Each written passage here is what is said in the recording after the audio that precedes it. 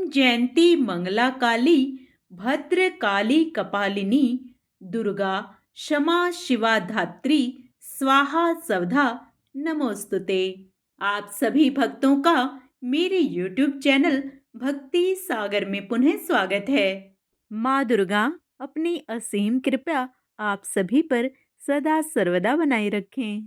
आज का अपना वीडियो शुरू करने से पहले आप सभी से विनम्र प्रार्थना है, यदि आप मेरे चैनल पर नए आए हैं और अभी तक मेरे चैनल को सब्सक्राइब नहीं किया है तो व्रत त्योहारों से संबंधित सभी जानकारियां प्राप्त करने के लिए, सभी व्रत कथाएं सुनने के लिए, प्रतिदिन के पंचांग की जानकारी प्राप्त करने के लिए कृपया मेरे चैनल को सब्सक्राइब अवश्य करें। वीडियो यदि पसंद आता है तो लाइक एंड शेयर भी करें।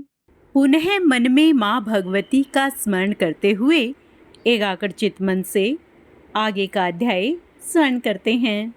इस प्रकार भयानक लोमहर्षक संग्राम छिड़ जाने पर सहसा भगवती प्रकट हो गई।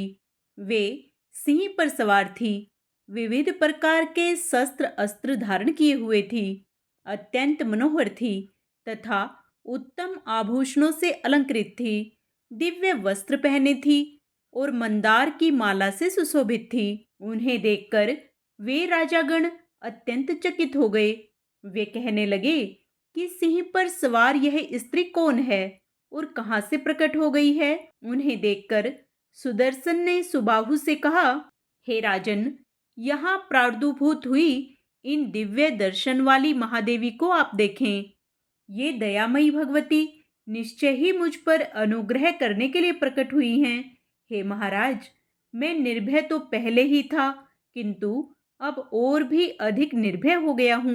सुदर्शन और सुबाहु ने उन सुमुखी भगवती को देखकर उन्हें प्रणाम किया। उनके दर्शन से वे दोनों प्रसन्न हो गए। उसी समय भगवती के सिंह ने भीषण गर्जना की, जिससे उस रणभूमि में विद्यमान सभी हाथी भय से कांपने लगे। उस समय महाभीषण आंधी चलने लगी और सभी दिशाएं अत्यंत भयानक हो गई। तब सुदर्शन ने अपने सेनापति से कहा कि जहां ये राजागण मार्ग रोककर खड़े हैं, उधर ही तुम वेग से आगे बढ़ो। ये दुष्ट तथा कुपित राजा लोग हमारा क्या कर लेंगे। अब हमें शरण देने के लिए स्वयं भगवती जगदम्बा आ गई हैं। अतएव हमें निर्भय होकर राजाओं से भरे इस मार्ग पर आगे बढ़ना चाहिए। मेरे स्मरण करते ही मेरी रक्षा के लिए ये भगवती आ गई हैं। सुदर्शन का वचन सुनकर सेनापति उसी मार्ग से आगे बढ़ा। अतिशय कुपित होकर युधाजित ने उन राजाओं से कहा, तुम लोग भयभीत होकर खड़े क्यों हो? कन्या सहित इस सुदर्शन को मार डालो। हम सभी बलवानों का तिरस्कार करके यह बलहीन बालक कन्या को लेकर निर्भीकता पूर्वक बड़े वेग से चला जा रहा है। सिंह पर विराजमान उस स्त्री को देखकर तुम लोग क्यों डरते हो? हे महाभाग राजाओं, इस समय सुदर्शन की उपेक्षा नहीं करनी चाहिए और अत्यंत सावधान होकर इसका वध कर देना चाहिए। इसे मारकर हम सुंदर आभूषण धारण करने वाली कन्या को छीन लेंगे। हम सिंह सदृश वीरों के भाग को यह सियार नहीं ले जा सकता। ऐसा कहकर वह युधाजित अत्यंत कुपित हो अपने दोहित्र शत्रुजीत तथा विशाल सेना को साथ लिए हुए युद्ध की इच्छा से आ डटा। अब वह कान तक धनुष खींचकर लोहकार के द्वारा सान पर चढ़ाकर तीक्ष्ण किए हुए, शिला पर घिसकर तेज किए हुए तथा समान पुच्छयुक्त बाणों को शीघ्रता पूर्वक छोड़ने लगा। इस प्रकार उसके ऊपर प्रहार करके वह दुर्बुद्धि युधाजित सुदर्शन को मार डालना चाहता था, किंतु सुदर्शन ने उसके बाणों को छूटते ही अपने बाणों से क्षण भर में ही काट डाला। वह भीषण युद्ध छिड़ जाने पर भगवती चंडिका अत्यंत क्रुद्ध हो उठी और युधाजित पर बाण बरसाने लगी। उस समय कल्याणमयी जगदम्बिका विविध रूप धारण कर लेती थी। वे नाना प्रकार के शस्त्र अस्त्र लेकर घमासान युद्ध कर रही थी। कुछ ही क्षणों में शत्रुजीत और राजा युधाजित दोनों मार डाले गए और अपने अपने रथों से गिर पड़े। उस समय जय जयकार की ध्वनि होने लगी। उस युद्ध में नाना नाती की मृत्यु देखकर सभी राजा बहुत विस्मय में पड़ गए। महाराज सुबाहु भी रणभूमि में उन दोनों का मरण देखकर बहुत प्रसन्न हुए और दुर्गति नाशिनी भगवती दुर्गा की स्तुति करने लगे। सुबाहु बोले, जगत को धारण करने वाली देवी को नमस्कार है, भगवती शिवा को निरंतर नमस्कार है, मनोरथ पूर्ण करने वाली आप भगवती दुर्गा को बार बार नमस्कार है, आप शिवा और शांति देवी को नमस्कार है। हे मोक्षदायिनी, आप विद्या स्वरूपिणी को नमस्कार है। हे जगन्माता, हे शिवे, आप विश्वव्यापिनी तथा जगजननी को नमस्कार है। हे देवी, मैं सगुण प्राणी अपनी बुद्धि से बहुत प्रकार से चिंतन करके भी आप निर्गुण भगवती की गति को नहीं जान पाता। हे विश्वजननी, प्रत्यक्ष प्रभावशाली भक्तों की पीड़ा दूर करने में तत्पर तथा परम शक्ति स्वरूपा आप ही देवी सरस्वती हैं। आप ही बुद्धि रूप से सबके भीतर विराजमान हैं। आप ही सब प्राणियों की विद्या, मति और गति हैं और आप ही सबके मन का नियंत्रण करती हैं। तब मैं आपकी स्तुति कैसे करूं? सर्वव्यापी आत्मा के रूप की भी स्तुति भला कभी की जा सकती है? देवताओं में श्रेष्ठ ब्रह्मा, विष्णु और शिव निरंतर आपकी स्तुति करते हुए भी आपके गुणों के पार नहीं जा सके। तब हे अम्ब, भेद बुद्धि द्वारा सत्व आदि गुणों से आबद्ध तथा अप्रसिद्ध एक तुच्छ जीव मैं आपके चरित्र का वर्णन करने में कैसे समर्थ हो सकता हूँ? सत्संग कौन सा मनोरथ पूर्ण नहीं कर देता? आपके इस प्रासंगिक संग से ही मेरा चित्त शुद्ध हो गया। आपके भक्त अपने इस जामाता सुदर्शन के संग के प्रभाव से मैंने अनायास आपका यह अद्भुत दर्शन पा लिया।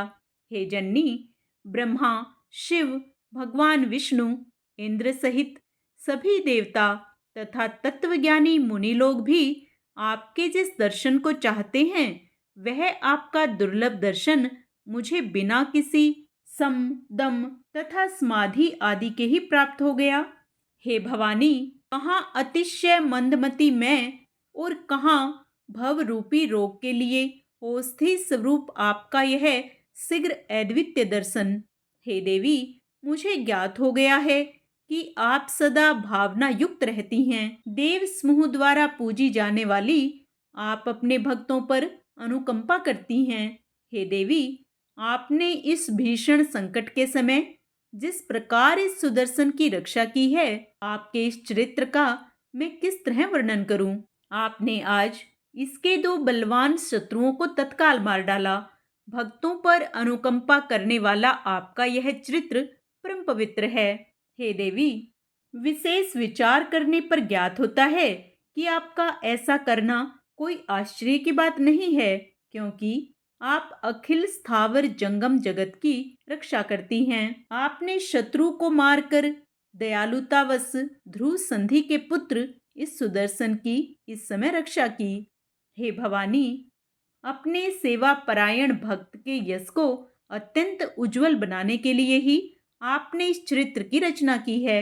नहीं तो मेरी कन्या का पाणी ग्रहण करके यह असमर्थ सुदर्शन युद्ध में सकुशल जीवित कैसे बच सकता था?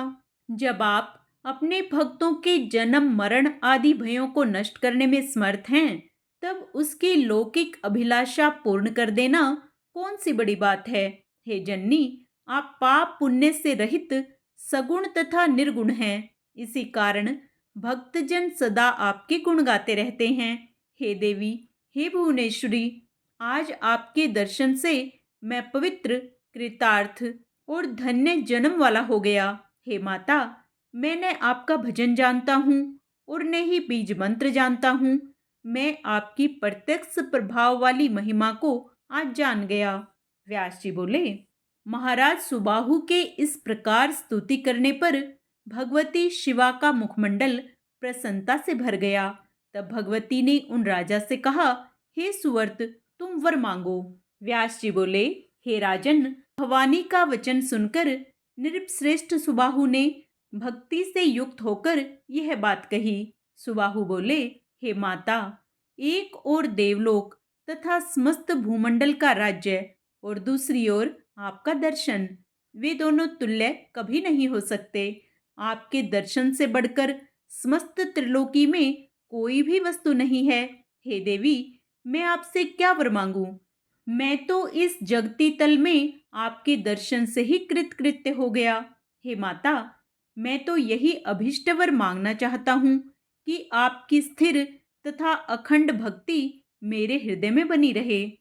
हे माता, आप मेरी नगरी काशी में सदा निवास करें। आप शक्ति स्वरूपा होकर दुर्गा देवी के नाम से यहाँ विराजमान रहें और सर्वदा नगर की रक्षा करती रहें।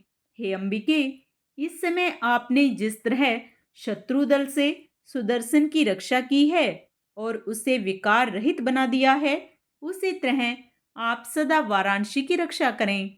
हे देवी, हे कृपया निधे, जब तक भूलोक में काशी नगरी सुप्रतिष्ठित होकर विद्यमान रहे, तब तक आप यहाँ विराजमान रहें। आप मुझे यही वरदान दें। इसके अतिरिक्त मैं आपसे और दूसरा क्या मांगूं? आप मेरी विविध प्रकार की समस्त कामनाएं पूर्ण करें, मेरे शत्रुओं का नाश करें और जगत के सभी अमंगलों को सदा के लिए नष्ट कर डालें। व्यास जी बोले, इस प्रकार राजा सुबाहु के सम्यक प्रार्थना करने पर दुर्गति नाशिनी भगवती दुर्गा स्तुति करके अपने समक्ष खड़े राजा सुबाहु से कहने लगी। दुर्गा जी बोली, हे राजन, जब तक यह पृथ्वी रहेगी तब तक सभी लोगों की रक्षा के लिए मैं निरंतर इस मुक्तिपुरी काशी में निवास करूंगी। इसके बाद सुदर्शन बड़ी प्रसन्नता के साथ वहां आकर उन्हें प्रणाम करके परम भक्ति के साथ उनकी स्तुति करने लगे। अहो, मैं आपकी कृपा का वर्णन कहाँ तक करूं? आपने मुझ जैसे भक्तिहीन की भी रक्षा कर ली। अपने भक्तों पर तो सभी लोग अनुकंपा करते हैं, किंतु भक्ति रहित प्राणी की भी रक्षा करने का व्रत आपने ही ले रखा है। मैंने सुना है कि आप ही समस्त विश्व प्रपंच की रचना करती हैं और अपने द्वारा सृजित उस जगत का पालन करती हैं तथा यथोचित समय उपस्थित होने पर उसे अपने में समाहित कर लेती हैं। तब आपने जो मेरी रक्षा की उसमें कोई आश्चर्य नहीं। हे देवी, अब यह बताइए कि मैं आपका कौन सा कार्य करूं? मैं कहाँ जाऊं? मुझे शीघ्र आदेश दीजिए। मैं इस समय किम कर्तव्य विमूढ़ हो रहा हूँ। हे माता, मैं आपकी ही आज्ञा से जाऊंगा, ठहरूंगा या विहार करूंगा। व्यास जी बोले, ऐसा कहते हुए उस सुदर्शन से भगवती ने दयापूर्वक कहा, हे महाभाग, अब तुम अयोध्या जाओ और अपने कुल की मर्यादा के अनुसार राज्य करो। हे नृपश्रेष्ठ, तुम प्रयत्न के साथ सदा मेरा स्मरण तथा पूजन करते रहना और मैं भी तुम्हारे राज्य का सर्वदा कल्याण करती रहूंगी। अष्टमी, चतुर्दशी और विशेष करके नवमी तिथि को विधि विधान से मेरी पूजा अवश्य करते रहना। हे अनघ, तुम अपने नगर में मेरी प्रतिमा स्थापित करना और प्रयत्न के साथ भक्ति पूर्वक तीनों समय मेरा पूजन करते रहना। शरत काल में सर्वदा नवरात्रि विधान के अनुसार भक्ति भाव से युक्त होकर मेरी महापूजा करनी चाहिए। हे महाराज, चैत्र, आश्विन, आषाढ़ तथा माघ मास में नवरात्र के अवसर पर मेरा महोत्सव मनाना चाहिए और विशेष रूप से मेरी महापूजा करनी चाहिए। हे नृप-शार्दूल, विज्ञजनों को चाहिए कि वे भक्ति युक्त होकर कृष्ण पक्ष की चतुर्दशी तथा अष्टमी को सदा मेरी पूजा करें। व्यास जी बोले, राजा सुदर्शन के स्तुति तथा प्रणाम करने के अनंतर ऐसा कहकर दुर्गति नाशिनी भगवती दुर्गा अंतर्ध्यान हो गई। उन भगवती को अंतर्हित देखकर वहां उपस्थित सभी राजाओं ने आकर सुदर्शन को उसी प्रकार प्रणाम किया जैसे देवता इंद्र को प्रणाम करते हैं। महाराज सुबाहु भी उन्हें प्रणाम करके बड़े हर्षपूर्वक उनके समक्ष खड़े हो गए। तदंतर उन सभी राजाओं ने अयोध्यापति सुदर्शन से कहा, हे नृपश्रेष्ठ, आप हमारे स्वामी तथा शासक हैं और हम आपके सेवक हैं। अब आप अयोध्या में राज्य करें और हमारा पालन करें। हे महाराज, आपकी कृपा से हमने धर्म, अर्थ, काम, मोक्ष इन चारों पुरुषार्थों को देने वाली उन विश्वेश्वरी शिवा और आदि शक्ति भवानी का दर्शन पा लिया। आप इस धरती पर धन्य, कृतकृत्य और बड़े पुण्यात्मा हैं, क्योंकि आपके लिए साक्षात सनातनी देवी प्रकट हुई। हे नृपोत्तम, तमोगुण से युक्त और सदा माया से मोहित रहने वाले हम सभी लोग भगवती चंडिका का प्रभाव नहीं जानते। हम सदा धन, स्त्री और पुत्रों की चिंता में व्यग्र रहकर काम क्रोध रूपी मत्स्यों से भरे घोर महासागर में डूबे रहते हैं। हे महाभाग, हे महामते, आप सर्वज्ञ हैं। अतएव हम आपसे यह पूछ रहे हैं कि ये शक्ति कौन है, कहाँ से उत्पन्न हुई हैं और इनका कैसा प्रभाव है, वह सब बताइए। साधु पुरुष बड़े दयालु होते हैं, अतएव आप हमारे लिए इस संसार सागर की नौका बन जाइए। हे काकुस्थ, अब आप भगवती के उत्तम महात्म्य का वर्णन कीजिए। हे नृपश्रेष्ठ, उनका जो प्रभाव हो, जो स्वरूप हो तथा वे जैसे प्रकट हुई हों, यह सब हम आपसे सुनना चाहते हैं। आप बताएं। व्यास जी बोले, राजाओं के यह पूछने पर ध्रुव संधि के पुत्र राजा सुदर्शन मन ही मन भगवती का स्मरण करके हर्षपूर्वक उनसे कहने लगे। सुदर्शन बोले, हे राजाओं, उन जगदम्बा के उत्तम चरित्र को मैं क्या कहूँ, क्योंकि ब्रह्मा आदि तथा इंद्र सहित सभी देवता भी उन्हें नहीं जानते। हे राजाओं, वे भगवती सबकी आदि स्वरूपा हैं, महालक्ष्मी के रूप में प्रतिष्ठित हैं। वे वैरण्य हैं और उत्तम सात्विकी शक्ति के रूप में समस्त विश्व का पालन करने में तत्पर रहती हैं। वे अपने रजोगुणी स्वरूप से सृष्टि करती, सत्वगुणी स्वरूप से पालन करती और तमोगुणी स्वरूप से इसका संहार करती हैं। इसी कारण वे त्रिगुणात्मिका कही गई हैं।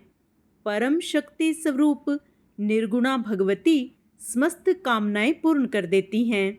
हे श्रेष्ठ राजाओं, वे ब्रह्मा आदि सभी देवताओं की भी आदि कारण हैं। हे राजाओं, योगी लोग भी निर्गुण भगवती को जानने में सर्वथा असमर्थ हैं। अतः बुद्धिमानों को चाहिए कि सरलता पूर्वक सेवनीय सगुण भगवती की निरंतर आराधना करें। राजागण बोले, बाल्यावस्था में ही आप वनवासी हो गए थे तथा भय से व्याकुल थे, तब आपको उन उत्तम परम शक्ति का ज्ञान कैसे प्राप्त हुआ? हे नृप, आपने उनकी उपासना और पूजा कैसे की, जिससे शीघ्रता पूर्वक प्रसन्न होकर उन्होंने आपकी सहायता की? सुदर्शन बोले, हे राजाओं, बाल्यकाल में ही मुझे उनका अति श्रेष्ठ बीज मंत्र प्राप्त हो गया था। मैं उसी कामराज नामक बीज मंत्र का सदा जप करता हुआ भगवती का स्मरण करता रहता हूँ। ऋषियों के द्वारा उन कल्याणमयी भगवती के विषय में बताए जाने पर मैंने उन्हें जाना और तभी से मैं परम भक्ति के साथ दिन रात उन पराशक्ति का स्मरण किया करता हूँ। व्यास जी बोले, सुदर्शन का वचन सुनकर वे राजा भी भक्ति प्रायण हो गए और उन देवी को ही परम शक्ति मानकर अपने अपने घर चले गए। कल से बैसाख का महीना शुरू होने के कारण हम वैशाख मास के महात्म्य स्मरण करेंगे। पूर्ण पुण्य लाभ प्राप्त करने के लिए आप उसे भी अवश्य स्मरण करें।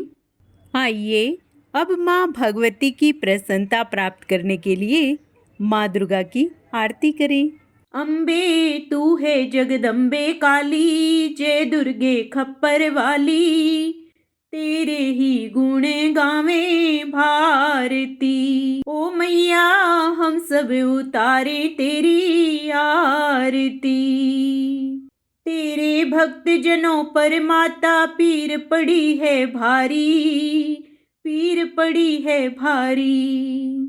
दानव दल पर टूट पड़ो, माँ करके सिंह सवारी, माँ करके सिंह सवारी। सौ सिंहों से भी बलशाली है अष्टभुजाओं वाली, दुष्टों को तू ही ललकारती। ओ मैया हम सब उतारे तेरी आरती। माँ और बेटे का इस जग में बड़ा ही निर्मल नाता, बड़ा ही निर्मल नाता। पूत कुपूत सुने हैं पर ना माता सुनी कुमाता, ना माता सुनी कुमाता। सब पे करुणा दर्शाने वाली, अमृत बरसाने वाली, दुखियों के दुखड़े निवारती। ओ मैया हम सब उतारे तेरी आरती। नहीं मांगते धन और दौलत, ना चांदी ना सोना, ना चांदी ना सोना। हम तो मांगे तेरे चरणों में एक छोटा सा कोना, एक छोटा सा कोना। सबकी बिगड़ी बनाने वाली, लाज बचाने वाली, सतियों के सत को संवारती। ओ मैया हम सब उतारे तेरी आरती। चरण शरण में खड़े तुम्हारी, ले पूजा की थाली, ले पूजा की थाली। वरद हस्त सर पर रख दो माँ, संकट हरने वाली, माँ संकट हरने वाली। माँ भर दो भक्ति रस प्याली, अष्टभुजाओं वाली, भक्तों के कारज तू ही सारती। ओ मैया हम सब उतारे तेरी आरती। अम्बे तू है जगदम्बे काली, जय दुर्गे खप्पर वाली, तेरे ही गुण गाएं भारती। ओ मैया हम सब उतारे तेरी आरती। जय माता दी।